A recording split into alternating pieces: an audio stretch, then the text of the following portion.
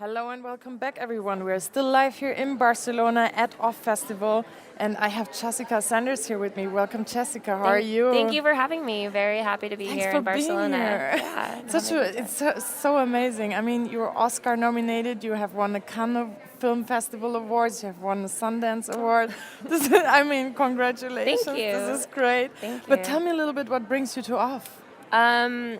I think the organizers saw my latest short film, which premiered at Sundance last year. It's called End of the Line, and it's very visual effects heavy, about a man who goes to the pet store and buys a 2-inch man in a cage and brings him home. And it's more like visually crafted than my more traditional like documentary work. So I don't know, they contacted me, and I, as a filmmaker, I'm always going to film festivals, but I've never been invited to like a design, art, creativity festival. So I just thought it sounded like an amazing opportunity, and to be in Barcelona and to meet other, creative people. So it just seemed like a fun thing to do.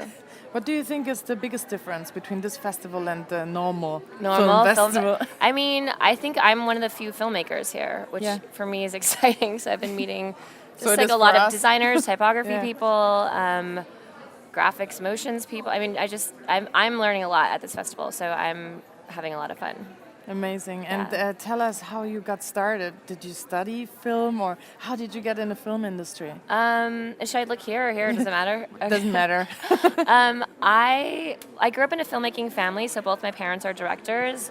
So that was helpful in being exposed to films. But I went to Wesleyan University. I made narrative films, and my first student film won a bunch of awards in the festival circuit, and I just was like, I love this. This is fun, and I love that filmmaking combines art and music and technology and literature and travel, and it just kind of combines. I'm interested in a lot of things, so filmmaking combines a lot of my interests, and I started making documentaries immediately after college, and my mom and I made one film together. We were nominated for an Oscar for a film called Sing, about one of the best children's choirs in the U.S. And then I made my first feature documentary called After Innocence, and it was the first major film about wrongfully convicted people cleared by DNA and what happens once they get out of prison, and it helped change laws. It helped one guy get $2 million for 22 years in prison for a rape he didn't do, and so I was a documentary filmmaker for about 10, 11 years, and then I became a commercial director 8 years ago, and now I'm doing my first fiction feature film. So I kind of do all genres, and I like telling a story in 30 seconds or 2 hours. Or Do you write the scripts? Do you write the stories yourself, or are they given to you? I collaborate with writers. I'm very collaborative, and I could shoot and I can edit, but I rather work with amazing cinematographers, amazing editors, and amazing screenwriters. For me, that's a better fit for how I like to work. So all my documentaries I do write, but that's like a different kind of writing than traditional screenwriting. And so for the screenwriting, all my projects have been based on stories or books, and I've worked with screenwriters to adapt them. So, but I'm very involved. Do you find it easier to work from a book or to come up with the entire new story? For documentaries, more like a fresh story that I come across in the newspaper, or someone tells me, like The Innocent in Prison. I had never heard of that story before, and that we kind of built from scratch. And then I was in Brazil, and I made a Holocaust documentary, and that was brought to me, and I developed it from scratch with the producers. But for fiction films, it's easier, more interesting for me so far to work on existing material, but. I hopefully have a long, creative career ahead of me, so maybe I will also do stuff that's totally made up from scratch too. But so far, everything's based on a book or a story. Amazing. If you guys out there have any questions for Jessica, drop them in the chat and I'll read them out. It's a little bit loud here, so we have some music, but our microphones are good, so they can still hear us. It would be great seeing some of your award-winning films. Could you show us one? Well, I made a short 90-second film that was shot in my parents' house because I grew up in a filmmaking family, and I grew up with film in the refrigerator and tape stock under my bed. So it was made for very little money, and it's 90 seconds, my life story, but told through the objects in my family's home. And it ended up winning an award at Cannes, and Steve Jobs ended up seeing it, and I was brought into Apple, and I ended up directing the iPad launch campaign from this little spot. So it's hopefully to inspire people that you can do something that's simple and personal, but I think if things are truthful and it can reach a lot of people, like magical things can happen, and that's what happened with me. So I thought we could show this one definitely. piece. Let's Do play we it. just like play it on here? Okay. Just press play? Yeah. Okay. We hope our internet works. And do they cut to it, or are we still on the camera? Yeah.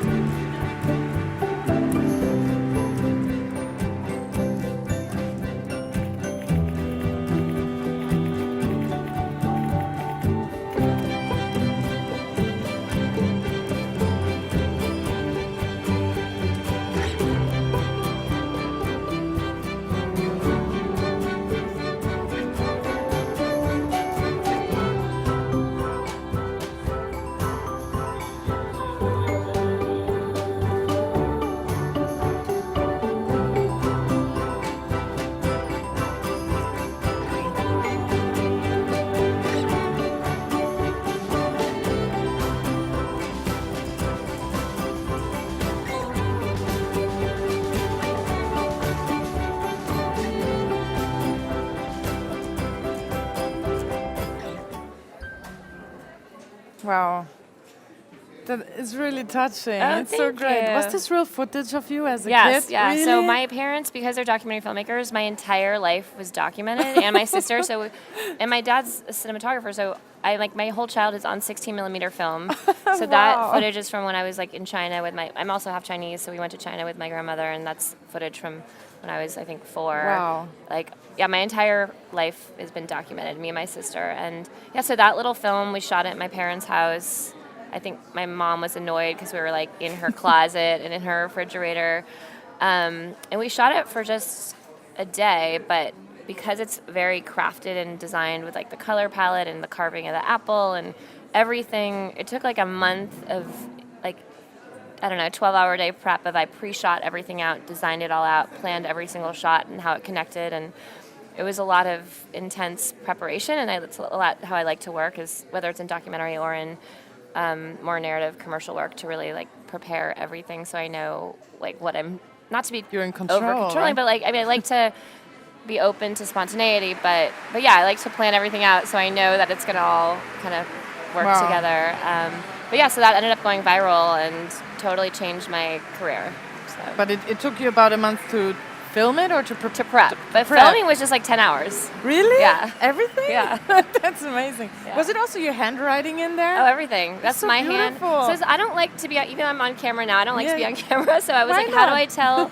I like to be behind the camera. So like, how do I tell You're in my control, story without right? being, not control, but how do I tell my story without being in front of the camera? And so I'm interested in all the details. Like if I go to your house, I'd like look in your refrigerator, see what you eat. Like just, I like to know all the details of someone's life that says who they are. And I felt like looking at my parents, home and all the things that we've collected in our travels, just was a cool way to tell my story. So I also saw on your website another film with the water ballet.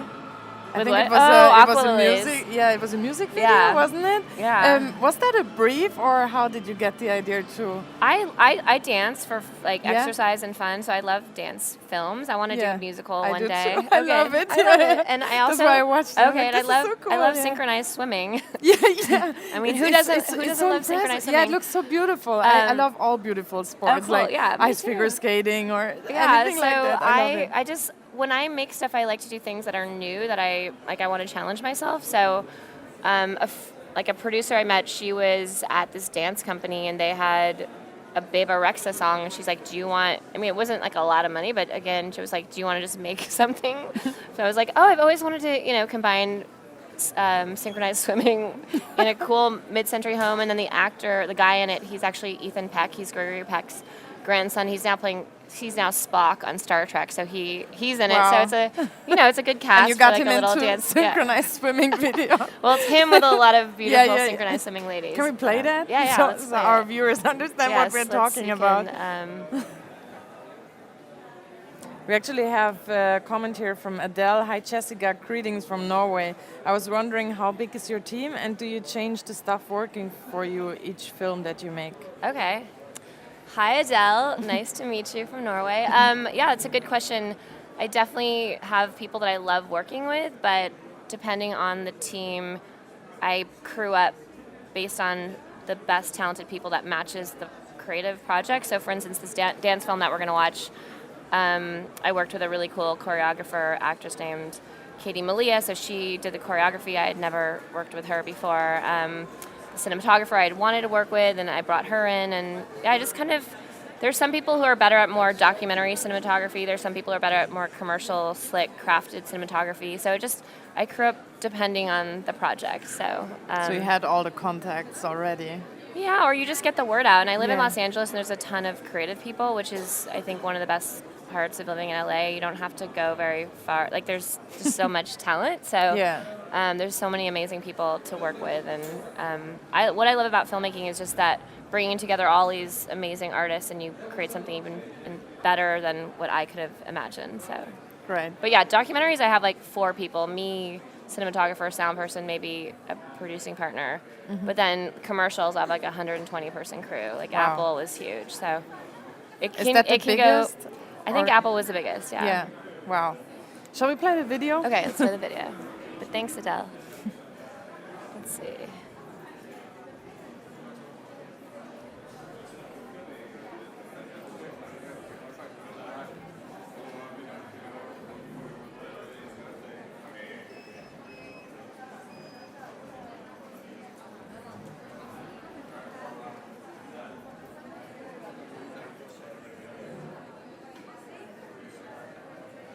Hopefully it plays. Okay. Yeah, it's playing. And the sound is playing. Yeah, yeah.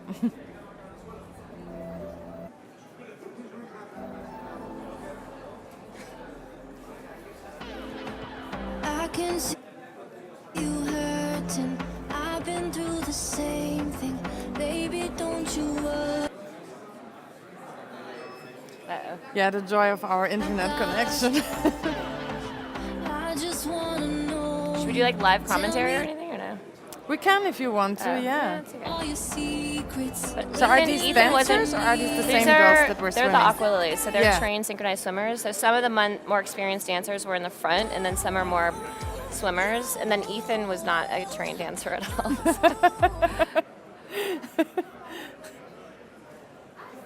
How long did it take to do that? Everything, you have to shoot it quickly. So I think we shot in 10 hours. Only? Yeah. Well, these girls, like if you work with professionals, they just knew what they were doing. It was incredible. Yeah. I mean, I prepped it for maybe a couple, like 2 days beforehand. But it's more about like finding the talent, finding a good location, and finding good crew, and then. And it's all done at the same location, so at a house, and then you took all the different spots. Yeah, at that but location. I like to like I said, in preparation, like really plan it out. So there is a little narrative arc to the story where I'm kind of wanted to explore his kind of psychological.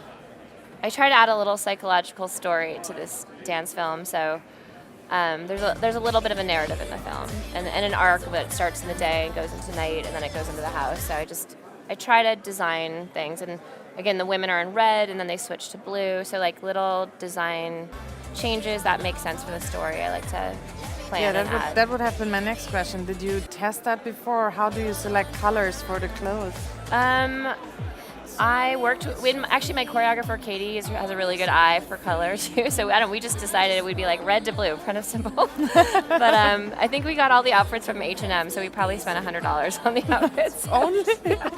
Again, like I think what I learned is like, if you make a specific choice, like the color blue or the color red, you don't have to spend a lot of money. But if you make a strong creative choice, then you just kind of stick to it and you design within those choices. So. Yeah, filmmaking does not have to be expensive. I think what I like to impart is that we all have our iPhones. it shouldn't be impossible to create if people, don't feel scared to just go make something. So. Yeah, 'Cause I just make stuff all the time, and it's, with your iPhone. I don't know if I've made the iPhone thing yet, but I know. Have you seen Tangerine? That movie that was shot on an iPhone. That's an amazing feature film. No, so. I haven't. But maybe the next movie I'll do it on an iPhone just to try it. Okay, I'll check it out definitely. Looks like this is not really playing here with our internet connection. Yeah. Or it does for a while and then it stops again. But I hope we have Tim in the chat. He can just paste your link to your website or to that exact video. Thank you, Tim. And then everybody can watch it at home where they have better Wi-Fi connection than we do here. Sorry about that, everybody. Yes. But everything's on my website, so you can just cruise around. Yeah, but I think we totally get the idea, and it's. Yeah, I can clearly see it was daylight, now it's night. And, and now they're like moody. battling with him, and it's psychological, and then the girls disappear. Yeah, there's a whole psychological thing that happens. And you wrote that story? Yeah, like very simple. Yeah. How do you usually start your work? Do you start writing a screenplay, or do you start scribbling with a pen on paper, or do you go digital right away? Or I'm old-fashioned. So I definitely write, but like something like this is very, very simple. So I kind of like go to the location. I roughly block out with the actors. So we're like, okay, what if you walk here? We'll go in this location, and then I take photos of everything. So I basically create a photo board. So I make like a document, and I just say like we're going to be outside, then we're going to be on the steps, then we're going to be at the pool, then we're going to do an overhead shot, and I kind of like plan it all out. And if I could send it to you guys, I could show my shot list. But I basically shot list everything, so then I can see on paper how the flow is, and then. Do you change that a lot? I kind of figure it out until it makes sense for me, and then when it makes in my team, and then we just kind of commit to that. And of course, like if you're on set and things are like we're losing light, you just start throwing shots out, and I actually think you end up making more of like the better creative decisions when you have less time sometimes, because you just have to go to like what's most essential to tell a story or a moment instead of being too fussy. Because I think like simplicity is always the best way to go, because it's always clear, and I feel like audiences connect with something that's like a strong, simple idea versus something that's too complicated. So I'm always trying to find like the essence of what's really clear. And then once I have that document, I share that with my team, and so everyone's on the same page about what we're creating. Because when you have bigger crews, when you're not making a documentary, you could have, like I said, 120 people, or I think this was like a 20-person crew, and you want to, it's like a little army, and you all have to be organized about what you're going to be shooting. So, what would you say is the biggest difference between a filmmaker and a film director? Wait, what do you mean, like documentary or narrative, or? Yeah, no. Generally, I saw that like you call yourself filmmaker and director. Yeah, I know. Why is it two words? I think they're kind of probably the same thing. I think because as a commercial director, I'm hired to direct, but as a filmmaker, I produce, direct, write often. So I feel like filmmaking, I'm really more of a filmmaker in that I like craft from beginning. And like this, my first fiction film that I'm about to do called Picking Cotton, I produced in that I like found the story, I developed it with a screenwriter, I licensed everything, so. But you have a screenwriter. But I hire that person, so I really develop everything. So that's, I think, more of the filmmaking craft, where you're involved in everything. And then I think more for, I guess I say director just because I like for people to be clear. Some people don't know what filmmaker is. But I think they're kind of all the same thing. So. Yeah, there's so many terminologies out there, so sometimes it's good to have someone from the business here and just ask the question, what is the difference? But that is a good question. I don't know. Yeah, I didn't know either. I'm like, okay. But directing doesn't necessarily mean producer, but I do both. So. I have a question here in the chat from Alana. She's asking, Jessica, which one is your favorite video? Ooh, I love my latest film, End of the Line, which just premiered at Sundance last year, and that was based on a short story that I read 13 years ago, and I've been obsessed with making it, and I'd never done visual effects, so it's about a 2-inch man in a cage who gets purchased by a regular-sized man, so we had to shrink the 2-inch man, played by Simon Helberg, who's on The Big Bang Theory, and it was just the most creative, crazy experience to do green screen. We built a 30-foot cage, we built a 30-foot penis. Every shot was like a 5-hour discussion with my visual effects supervisor. She had to hand paint in every shot. So if you guys want to check out End of the Line, that is my most recent favorite thing that I've done because it was like the Is most that on your creative website thing. already? Yeah. Yeah. Is there like a Yeah, trailer that we can, could let's watch? the trailer, yeah. Yeah, that would be cool. And it's very... How long did it take to do that? Sounds like a bigger project. It was a lot of work. Yeah. I feel like I prepped it for a year and a half. Wow. It's only 14 minutes. And then wait, where's the trailer? Can I go into a different... Yeah, sure. I prepped it for a year and a half with my production designer and also my visual effects supervisor just because and also it's not a cheap short film. It had a bigger budget just because of all the visual effects. And this is the website for the film. This is The Little Man on the Calculator. Wow. Okay, so here's the trailer. But we shot it for 6.5 days, but we prepped it for months. I mean, it was insane preparation. Yeah. You have so many people and you're spending money. You can't waste time on set. You have to know exactly what you're doing. Yeah, can only imagine. Yeah. You can't be like, oh, let's all hang out on set. Yeah, it's playing. And it was financed by Refinery 29, which is an amazing company that has a whole campaign to support female directors because it's very unequal in the film business. Can I put that in full screen? Yeah.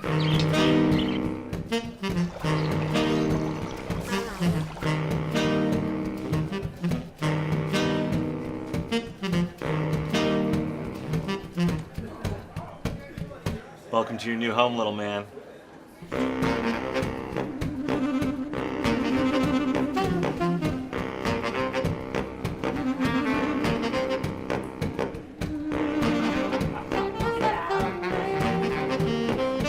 Here.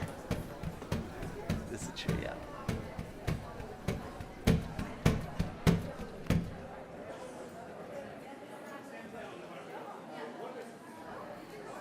Really cool. Aww. But yeah, looks like a lot of work. It was crazy. But it was, actually, can we show the gallery? Of course, yeah.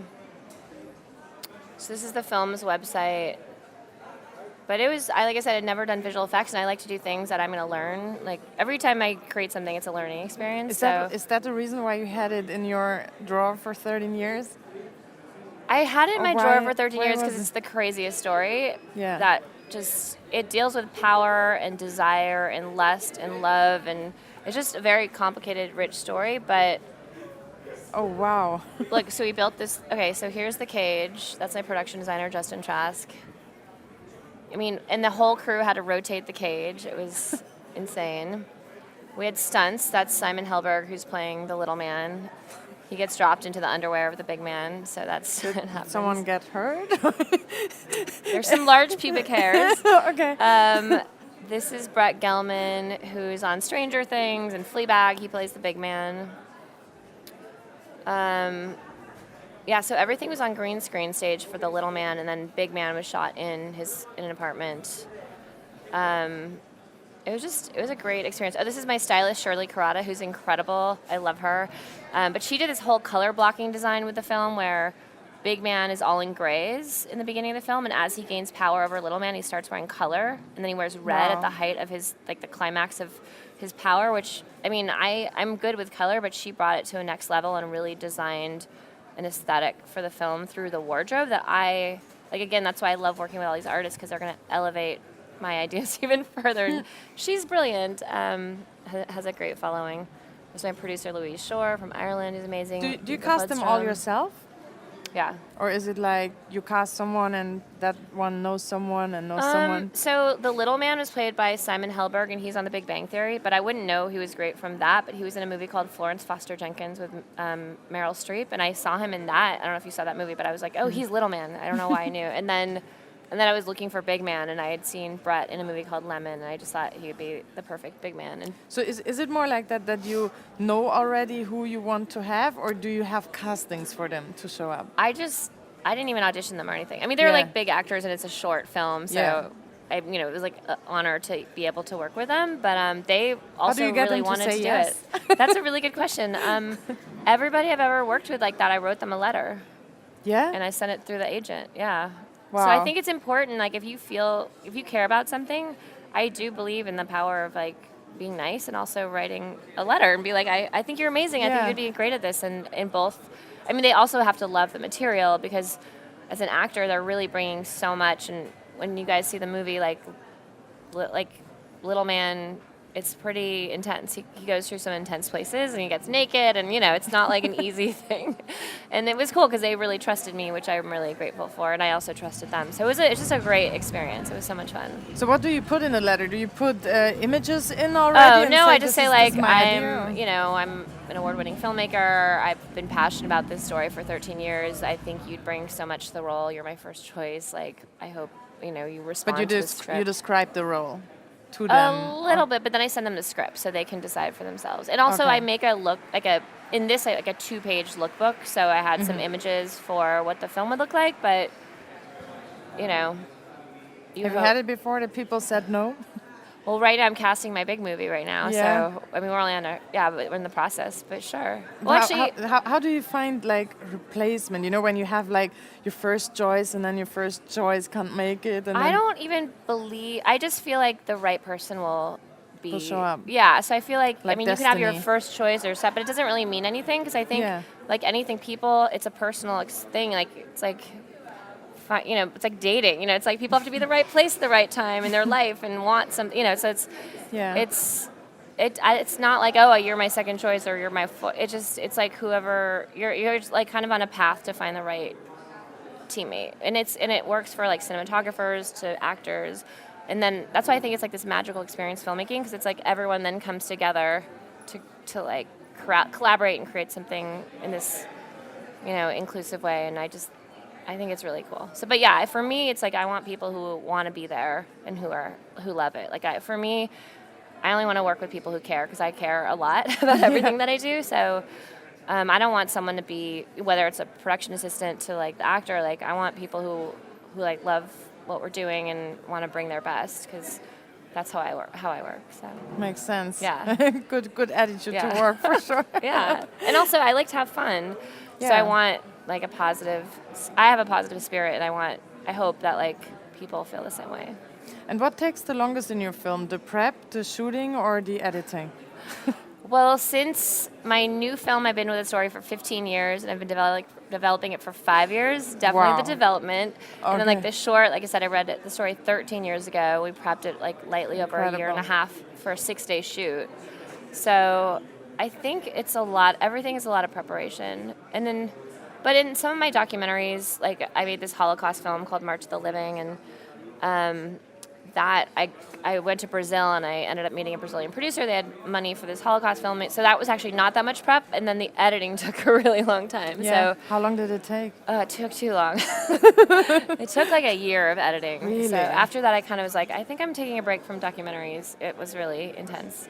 I think people always underestimate how much work goes into a film because you basically sit in a cinema for your 60, 90 minutes, whatever it is, and then you go out. So it was like 60 or 90 minutes of your day, and then you leave, and then you hear it took 3 years to animate, it took 13 years to write the script or to prep, and then you just think, what? And I just watched that in my 90 minutes? Even the 90-second spot, my life story, I told you we prepped that for over a month for 90 seconds. So. And if you scale it up, that was 60 seconds. Yeah. Yeah. And if you scale that up to 60 minutes. I like that. I like the idea of like putting so much love and heart into like something, so everything in the frame is really cared for.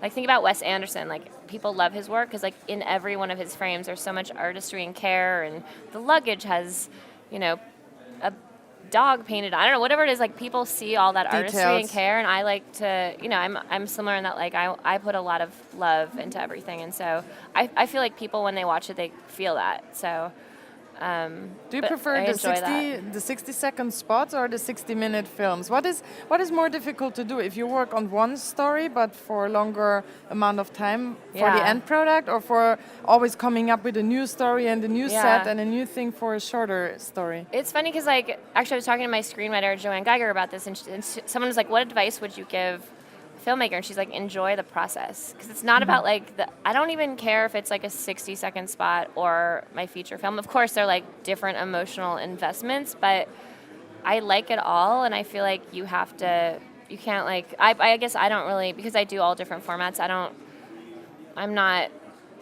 I don't have a it's all kind of. But which one requires more work? Well, I mean, this movie is now like years and years and years and years of my life. Yeah. But it'll be worth it. But yeah, it's been a very long journey. So that's called Picking Cotton, and it'll probably be shot later this year. And so look out for it in maybe a year. That's great. Yeah. We actually have many people looking up to you here, so we had quite a lot of portfolio submissions here. For you to review, and we handpicked 2 of you. Okay. So our first one is Graham. I hope I don't mispronounce that. I know, I was so impressed. Graham is totally professional. Graham, if you are in a chat, say hi, and if you have any specific questions to Jessica, this is your opportunity. So please go for it. But pick one that immediately catches your attention. Well, I watched the first one. I mean, I watched a lot of his work, but I just thought. Can we watch it? Yeah, I'm like, he doesn't need any advice from me. He's doing it. I'm totally impressed with his work. Here's this first spot that I watched. Welcome to the real world. You want to make money in the markets today? Then you should know a thing or two about gaming. Because if you're in African media stocks, you're in China, where 1 billion online shopping, instant chatting mobile gamers have your money in their pockets. Put your money in property and you're in these guys. Because you can't be in malls without being in the success of your tenants and the fickle taste of their youngest customers. Joy of our internet. If you're in commodities, you're in shifting economies. If you're in bonds, you're in yeses and nos. If you're in manufacturing, you're in power, politics, protection. See, if you can't make the connections, you can't make the money. That's why Stanliv has specialists across every market, on the ground, connecting every dot for you. So, is your money ready to make money? Stanliv, multi-specialist investing. Yeah, I was impressed. That was a very epic spot. It seemed like he was, it says he's a creative director, not the director, but you work closely with the director in advertising, and it comes from the creative directing team. I thought he did a really good job of showing this global world, but also the personal with the baby and the guy at the end and the kid on at home in the pajamas, and the diversity of shots and seeing the different, diverse casting and global experience. And I don't know, it just seemed like a very big, ambitious spot. So I was impressed. Congratulations. I haven't done anything like that. Yeah. Here's Graham. Yeah, hey he says. Anyways, saying, Graham, hi, I'm guys. super impressed. Good job. Wow.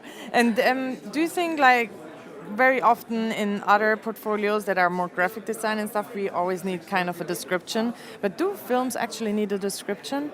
Do they need a little tagline that explains what it's all about? Oh, you mean before you're going to watch it? Yeah, in a portfolio.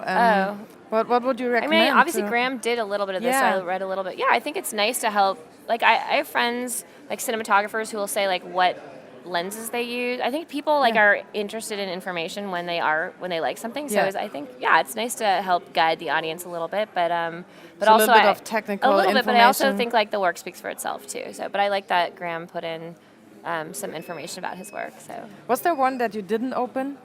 What Probably many. One project that you didn't open. Oh yeah, let's watch a new Graham piece. Or Graham, do you want to tell us one to watch if you're watching this live? Yeah. Which one didn't you open and why? I kind of cruised through the first couple spots. Wait, let's see this one. The sex slavery one. Wait, what could I do better to make my book even more impactful? Graham, do you mean your portfolio or? Just curious? Yeah. Well, let's check out this sex slavery thing because this looks very interesting. Oh, this is I guess it's not a spot. I mean, I thought this was powerful. Is it a picture series? That probably could have some explanation. Yeah. Yeah, Graham, that would. Yeah. But I like the idea of using the human body for the alphabet.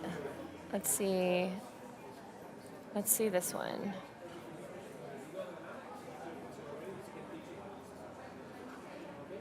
That's cool. This looks more like graphic design rather than film. Which is cool too. I mean, I think they all connect. But yeah, let's look at a spot and see if we can critique that.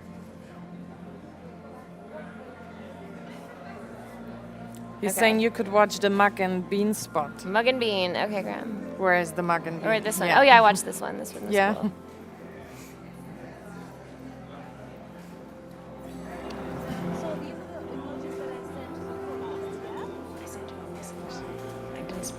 I didn't even call her. Hip hip hooray! So when I watched this, I like that he has women represented. Also, at being a female director, it's important. I hope he hires or collaborates with female directors because a lot of advertising in the film industry is very male-dominated, and the world is made up of over 50% women. So I think that the stories and images. Why do you think that is? I do a lot of work on this subject because half of film schools, at least in the U.S., are made by or have women in it, and then half of the films at Sundance are made by women. And then when you get to Hollywood, the number goes down to 4%. So it goes from 50% to 4%. So like suddenly when there's money in the commercial and in Hollywood, the hiring practices are very unequal. So I'm lucky in that I've been able to have a career in advertising and in filmmaking. But it's my passion to help fight for equality. And I also just think it makes a better world. I think, girls and boys grow up with images that 96% of our images are told through usually a white male lens, and that's just not what the world looks like. So I think it's important in advertising, especially to hire and have diverse sets and women, people of color, just all different voices. But that's important in all sort of design, isn't it? Yeah, all design. Yeah, because design and creativity, why should it be told? It's not creative. We have the power to change it. We are the designers. We are the creator of the artwork, and we have the power to express diversity and to include them. Yeah. So Graham, I liked your casting. I don't know if a woman directed it, but I definitely noticed that because also the previous spot was there were more men represented. So that's something just because I am a woman and I hire a lot of women and cast a lot of women that I'm always looking for in work to make sure that it's gender balanced. That's very kind of you. Really great and very I think important it's important for everybody. Yeah, it is great.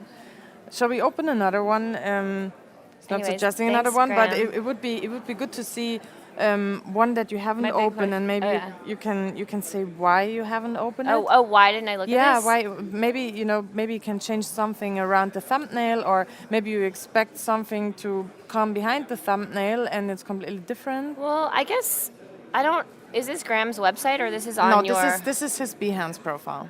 Okay, I didn't know what Behance was before, but I guess now we're realizing that his work is both video and print. So maybe if there's a way to have it more organized, so all the left things are video and the right things are print or something. These are the restrictions from Behance, unfortunately. Okay, I don't know maybe Behance. It would make sense to create two separate portfolios to have them separate. Like one is for films and one is for graphic design or 3D renderings. Yeah, I think so. But I also think there are artists like Mike Mills, who's a film commercial director, and he does prints. He just did 20th Century Women. Did Thumbsucker. But his website has everything, and also my website has every. I do documentaries, commercials, music videos, narrative. But it's organized. But because I think they all connect with each other, so I wouldn't feel like. Don't feel like. I do think we're all creative beings, and each, whether it's print or live action, does influence each other. So I think it's okay. I mean, I think he has good images. There's a double image with this VW, so maybe I would say don't have something that is repetitive. And then the Visa card, I guess unless you're trying to get work that is for a credit card, I would just make sure that all of your images are totally enticing, that you would want to invite an audience person to be curious about what each thing is. But I thought a lot of his images were really Do you think generally the pictures that or the thumbnails that contain faces attract more viewers than, for example, the credit card? Probably. I mean, it's I think that psychological thing, right? That every designer has to people are curious and connected. But I think also in the portfolio, I have stuff where if you only had faces, that'll feel repetitive. So you want to have a diversity of colors and images, and it's like a puzzle, and you want to make sure that it all balances out. And how are you going to attract someone to watch? But I think his layout of work. He has really strong work starting off. So when I watched his stuff, I was like, oh, this guy is totally professional. He doesn't need my advice about He's actually anything. saying, my big question is, I would like to get into a more of a storytelling type of career.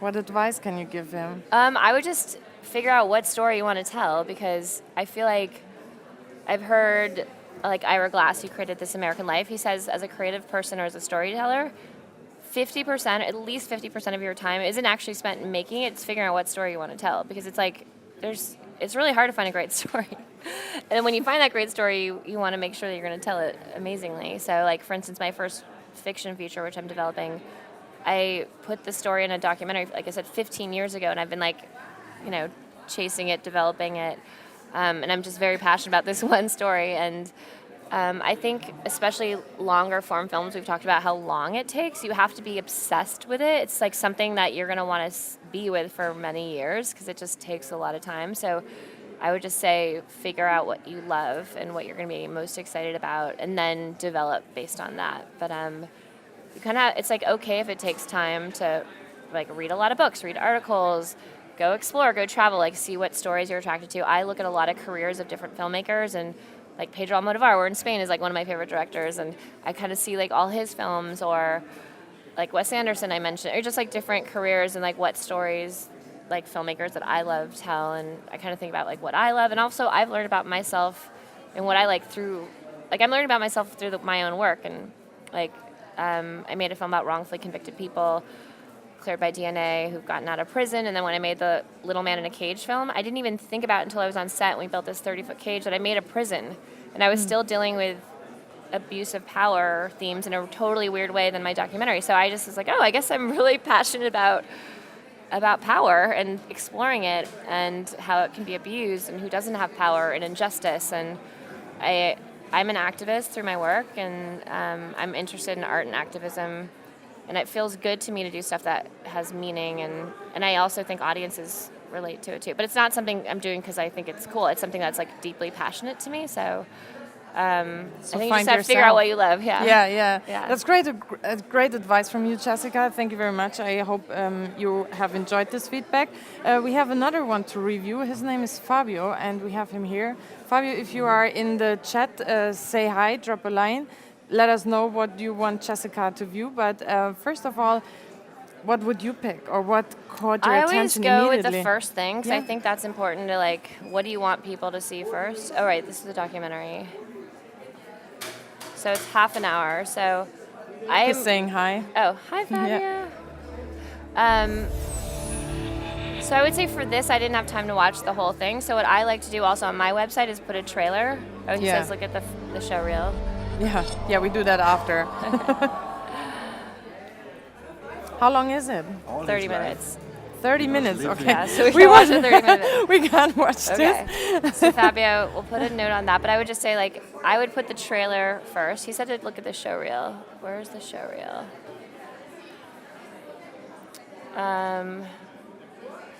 Here, show reel. Let's look at your show reel, Fabio. 2019. And create a trailer for the first one. A piece of myself told by my work. Okay, this is funny. Let's see. I already like your blurb, Fabio. I think that's fun.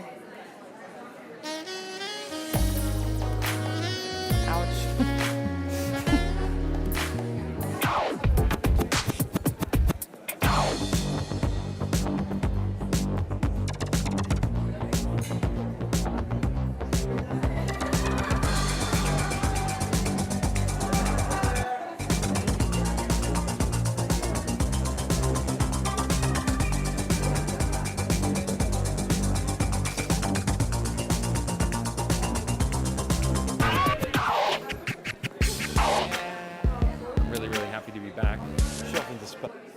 I really love traveling.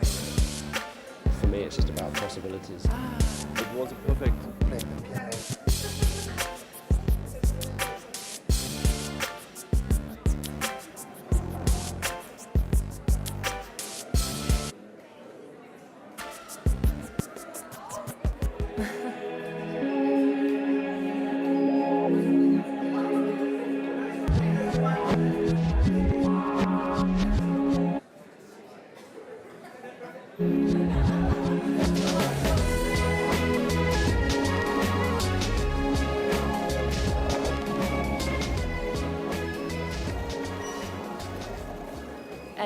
Editor, video maker. Okay, cool. So yeah, I would put the show reel as the first thing on this Behance. I don't know, maybe his website does have that. I would also, Fabio, think about like what kind of work you want to be doing more, that you want to be showcasing, because that, I mean, the good thing about that showreel, it just shows that he is very diverse and does a lot, but also maybe he doesn't, maybe, I don't know what he wants to be doing, but maybe tailoring it a little bit if you want to focus the kind of work that you want to be getting. But he looks like he's very active and busy and doing, like, I saw Richiyo Sakamoto on there, I saw skateboarding, I saw, more commercial looking stuff later in the reel, more doc stuff earlier. So he's mostly TV editor. Okay, cool. So I would also, at the beginning of the reel, say what your role is more, because I didn't know if you directed it or what. So I think you want to help guide the audience in looking at your footage and what. Usually we have on Behance the description here, but they're also videographer, video editor, operator, freelance. So it's a lot of titles. Very multi-talented, which is great. So I would just maybe have like your editor show reel, your directing show reel, your videography show reel. Because sometimes people don't, when they get confused or they're like, wait, did this person really shoot it or the director, it kind of actually turns them off. I just was like a judge for this commercial directing initiative to help diversify and have more inclusive filmmaking in the commercial industry. And one person kind of got a ping against him because he had edited other people's work, which is fine, but you have to tell your audience what you're watching. And so they felt misled. So I think it's important to be very clear so people know like what your role is. There was a little text above I saw. We'll talk about slap in the face, which is funny. I like that. But maybe it's also it's not enough text to clarify the questions. Yeah.